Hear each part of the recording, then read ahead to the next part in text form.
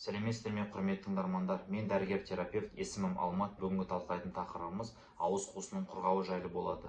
Бұл тақырыпта не себепті ауыз қуысы құрғайды, сол жайлы айтып өтетін боламын. Егер сізде осындай проблема болатын болса, дәл осы видеоның соңына дейін көруге кеңес беремін. Жалпы ауыз қуысының құрғауы үнемі құрғайтын болса ауыз қуысы, онда негізгі себептерін анықтап, оны емдеуіміз қажет.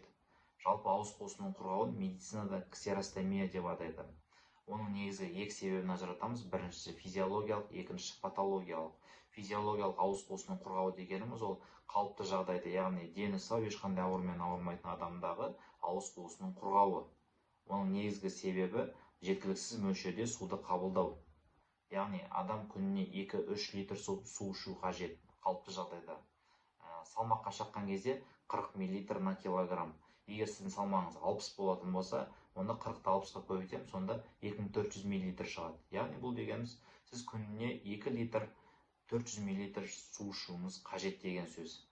Егер де сізде суды жеткіліксіз мөлшерде ішетін болсаңыз, не только ауыз қуысының құрғауы, ол бүкіл ағзаға кері әсерін тигізеді. Атап айтатын болсақ, қан айналымын нашарлайды, яғни қан қоюланып кетеді.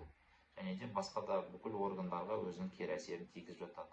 Сол себепті бұндай жағдайға жеткізбес үшін қажет мөлшерде су ішіп тұруымыз қажет.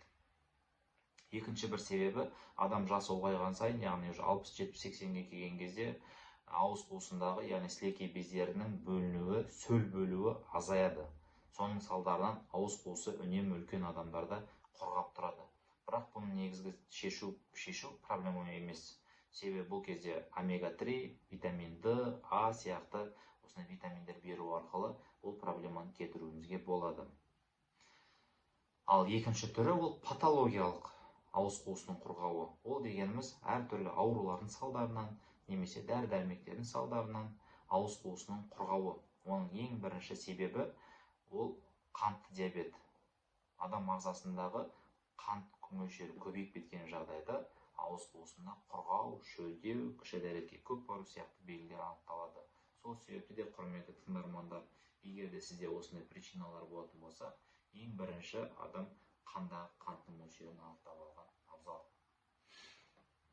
Екінші бір себебі әртүрлі инфекциялық аурулардың салдарынан, мысалы үшін ОРВИ, энтеровирусты инфекция, немесе ОКИ, яғни острокишечный инфекция, осындай аурулардың салдарынан адамда ауыз қуысы құрғайды. Не себепті? Себебі бұлар адам ағзасына уыт әсер еткендіктен, адам вирустың улы токсиндерін мочамен шығарып салуға бүкіл жидкостьтің бәрін жібереді. Сол себепті ол ауыз қуысында құрғау сияқты, шөлдеу сияқты симптомдар болады.